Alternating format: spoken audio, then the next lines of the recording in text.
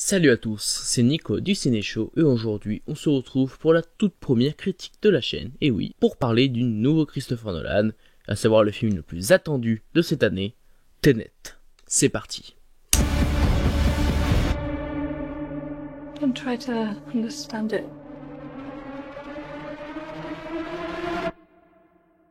Feel it.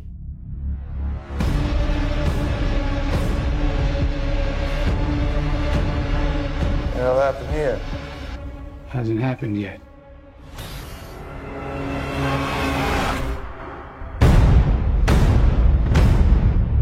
Alors Tenet, au-delà d'être un film très attendu, c'est également un film très attendu par les exploitants de salles, parce que vous le savez, en raison de la pandémie de coronavirus, certains cinémas sont plutôt mal barrés, on peut le dire. Notamment à cause du nombre peu nombreux de blockbusters, de films qui attirent du monde en salle. Ça veut pas dire forcément qu'il n'y a plus de films à voir en salle, attention. Là récemment je suis allé voir Greenland par exemple, le dernier refuge, qui était plutôt sympa, je vous le conseille si vous l'avez pas vu. Et il y a plein d'autres films qui sont peut-être pas forcément mon style, mais qui doivent être très bons, que je n'ai pas pu aller voir, car je n'ai pas beaucoup de temps et je suis pas forcément riche et aller voir beaucoup de films. Et que j'habite en campagne aussi également, faut préciser. Bref, en tout cas, les exploitants de salles, ils attendaient deux films en cet été, Mulan et Tenet. Et vous le savez, pour certains, Mulan va être diffusé sur Disney+, la plateforme de streaming de Disney. Ce qui veut dire qu'il ne sortira pas en salle et qu'il du coup il ne fera pas de chiffre d'affaires pour les exploitants. Merci Disney. Bref, au-delà de ça, du coup, il restait plus que Tenet qui avait l'espoir d'attirer du monde en salle et donc sauver les cinémas. En quelque sorte, c'est une façon de parler. Et Warner et Christopher Nolan ont quand même décidé de sortir leur film avec un mois de report. Il était censé sortir en fin du mois de juillet, il sort finalement le 26 août. Seulement en Europe, en gros, non, il y a 70 pays, si je me souviens bien. Donc il n'y a peut-être pas forcément que l'Europe, mais en tout cas pas aux États-Unis, donc là où c'est susceptible de faire le plus d'entrées. Car aux États-Unis, les cinémas sont toujours fermés. En tout cas dans la plupart, surtout en Californie, à cause du coronavirus. Ce qui veut dire que non seulement ils ont peu de chances de faire énormément d'entrées, étant donné qu'avec la pandémie de coronavirus, les gens n'iront sûrement pas en salle, surtout en France en ce moment. Et en plus, ils se frottent au téléchargement, parce que oui, s'il est diffusé dans les autres pays, aux États-Unis, ils peuvent donc potentiellement le retrouver en streaming dans quelques jours, quelques semaines, je sais pas. Donc oui, ils ont quand même les couronnes, Nolan et la Warner, de oser sortir ce film. Donc c'est une excellente chose en soi, parce que ça va permettre aux exploitants, en France notamment, de pouvoir augmenter leur chiffre d'affaires. Ils en ont bien besoin en ce moment. Donc rien que pour ce point-là, je vous conseille d'aller voir ce film, car cela va permettre d'aider de nombreux exploitants qui en ont vraiment besoin. Bref, après cette petite parenthèse, on va parler du film, directement. Je vous le dis tout de suite, c'est une critique sans spoiler, vous n'avez pas de crainte à vous faire là-dessus. Je vais juste vous parler de tout ce qui tourne autour de la temporalité. De toute façon, si vous êtes un peu renseigné au niveau du film, vous savez qu'il y a des délires par rapport à des renversements temporels, etc. etc. Bref, il y a juste ces petits points-là que je vais aborder, mais rien au niveau des personnages, intrigue, rebondissement, etc.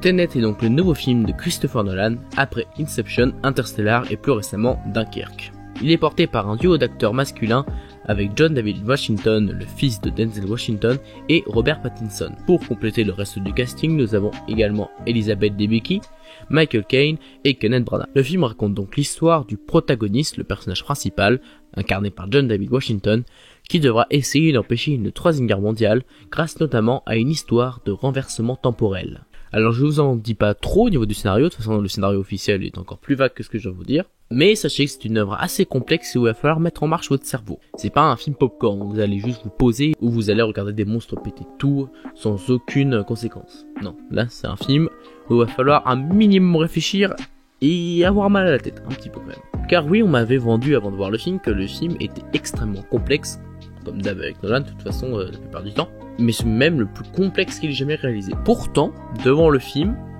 c'était pas non plus ultra facile d'accès, notamment lors de la première moitié j'étais un peu perdu au niveau de son concept, mais la deuxième moitié je comprenais à peu près tout. Je voyais à peu près ce qu'il voulait dire, je voyais à peu près les scènes de renversement temporel, comment elles étaient faites, en tout cas dans le principe du film. Moi j'ai plutôt bien compris, mais ça veut pas dire que tout le monde va comprendre, ça c'est sûr. Donc si vous êtes du genre à poser votre cerveau devant un film, n'allez pas voir Tenet, c'est pas fait pour vous, clairement. Pour parler rapidement du casting, tout simplement, les acteurs sont tous bons.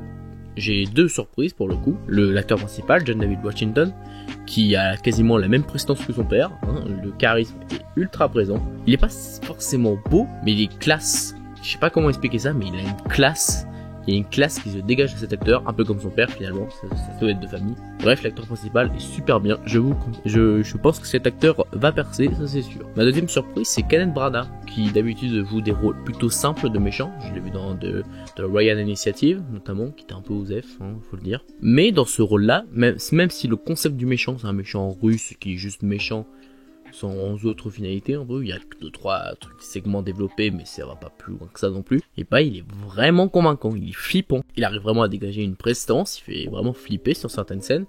T'arrives à peu près à comprendre ses motivations à travers sa psychologie. Bon après les motivations sont un peu vagues, hein, je vais pas vous les divulguer, mais les motivations du méchant sont un peu floues, même si c'est un peu lié à sa psychologie, mais bon, je vais pas trop vous en développer, vous verrez par vous-même. Du point de vue de la musique, j'ai pas grand chose à dire, à part que c'est bien fait. C'est pas Hans Zimmer qui fait la musique pour le coup, c'est Ludwig Göransson, je crois que c'est comme ça qu'on dit. Et il fait plutôt bien le taf, il y a des musiques qui accompagnent bien les scènes d'action, avec notamment beaucoup de basses, comme beaucoup faisait Hans Zimmer. Hein. Bon, on voit que c'est un peu inspiré quand même. Mais il n'y a pas vraiment de thème marquant, c'est juste ça que je peux reprocher, genre j'ai pas un thème où je vais m'en souvenir toute ma vie. Genre Interstellar, Inception, The Dark Knight, ils ont un thème à eux et je me rappelle très bien. Quoique Dunkerque, quand je repense à Dunkerque, j'ai pas non plus de thème qui m'a vraiment marqué. Bon, Dunkerque a été une déception pour ma part, mais c'était pas un mauvais film, j'ai pas surkiffé pour ma part. Bref, du point de vue de la musique, si c'est pas révolutionnaire, ça fait bien le taf, ça accompagne bien. Après, si on veut parler de l'histoire et donc de la réalisation, parce que c'est plutôt lié, l'histoire de renversement temporel est plutôt bonne, j'ai bien accroché, mais l'origine de ce renversement est assez floue à mon sens quand même. Après, c'est pas le but du film va nous expliquer absolument tous les événements, mais en tout cas, je pense pas être le seul, mais je pense pas avoir tout compris de l'origine de ce phénomène. Après, comment il marche, ça par contre, j'ai plutôt bien compris. Encore une fois, la première moitié, c'est plutôt compliqué. Mais quand on est à la deuxième moitié, j'ai à peu près compris toutes les ficelles. Donc pour ce point-là, Nolan arrive toujours à créer des concepts un peu farfelus, mais à assez bien les expliquer pour que le spectateur ne soit pas totalement perdu. Un petit peu quand même, mais pas trop. Du coup, au niveau de l'histoire du renversement, les personnages sont plutôt bons, quoique pas assez développés, genre on n'a pas leurs origines, on sait pas d'où ils viennent. Mais bon, c'est pas le but du film, encore une fois. Parce que là, je dis ça que c'est pas le but du film. En fait, pour moi, pour ma part, le but du film, c'est plus une expérience, un grand spectacle, plus qu'une véritable histoire avec de l'émotion, enfin, clairement. Ce qui ne veut pas dire que l'histoire est mauvaise, hein, loin de là, mais c'est pas une histoire avec on cherche à dégager de l'émotion, clairement pas. Du coup, l'histoire va à peu près partout dans le monde. Il y a plein de paysages d'ailleurs. Bon, Nolan sait toujours bien les filmer. Il y a des gros plans sur des gros paysages qui sont plutôt magnifiques, hein, on va pas se mentir. Mais pour revenir aux scènes d'action, parce que forcément il y en a pas mal de scènes d'action, il me semble. Une poursuite en voiture, il y a une scène dans un aéroport et la scène finale que je vais pas spoiler, qui sont toutes les trois vraiment bien faites. On voit que Nolan maîtrise encore de plus en plus la réalisation de ces scènes d'action, parce que j'ai entendu pas mal de gens se plaindre du fait qu'il ne réalisait pas super bien ces scènes d'action dans ses films, et je vois de quoi il parle. C'est vrai que de toute façon les films de Nolan, les scènes d'action ne m'ont jamais, c'est pas ce qui m'intéresse le plus. Moi ce que j'aime le plus chez Nolan, c'est le grandiose, aventuresque, genre Interstellar, les paysages, tout ça, c'est ce qui m'intéresse le plus personnellement, avec l'histoire bien entendu. Mais là, pour le coup, je vois pas ce qu'on peut lui reprocher en termes de scènes d'action, parce qu'elles sont pour moi quasi parfaites, hein. Je vois pas de défaut, sérieux. Parce que non seulement c'est bien filmé, c'est lisible tout en restant énergique, mais en plus il rajoute ce concept donc de renversement temporel, sans trop en dire, qui permet d'avoir lieu à des scènes vraiment dingues. Genre t'as des passages où tu vas avoir des soldats qui vont aller en marche avant, dans le temps, et d'autres qui vont aller en marche arrière. Je vais pas trop en dire plus, mais voilà. Et du coup, tu as des scènes d'action où t'as des éléments qui sont en marche avant et d'autres en marche arrière. Et tu vois rien. Enfin, tu vois rien dans le sens... J'ai vu certains dire que c'était un peu illisible pour les scènes d'action. Pour moi, ça allait. Mais je peux comprendre que ce soit un peu galère à se retrouver. Mais pour ma part, j'ai quasi tout vu. J'ai pas vu dans le sens des effets spéciaux. C'est dingue. C'est que tu vois très bien que c'est un truc, c'est spécial, c'est pas possible de le faire réellement. Mais t'arrives pas à comprendre comment ils ont fait. Et j'ai vraiment hâte de me procurer le Blu-ray pour voir les making-of, parce que là, ça m'intéresse vraiment. Donc oui, la scène de la poursuite est super bien faite. Ça surprend. Je m'attendais pas à ça en termes d'action. La scène de l'aéroport où il fait péter c'est dans la bande-annonce. Si vous voulez pas savoir, avancer de 10-20 secondes, hein. La scène où il défonce un avion pour de vrai dans l'entrepôt de l'aéroport est complètement dingue, mais il l'a osé quoi. Le gars il a dit, moi j'aime pas les effets numériques, je vais vous faire péter un vrai avion. Ok. Et ça rend super bien du coup parce que c'est réaliste puisqu'il en fait vraiment péter un. et c'est bien filmé, donc la scène est vraiment impressionnante, franchement, top. Et la scène finale est également très impressionnante, c'est la plus impressionnante d'ailleurs, avec les explosions, on va aller plus loin, mais il y a des explosions qui sont vraiment bien faites, dans le sens qui sont inversées, pas inversées, etc. Bah c'est vraiment bien fait. Et franchement, bah, les scènes d'action comme ça, je crois pas en avoir vu dans ma vie. Hein. C'est quand même vraiment surprenant.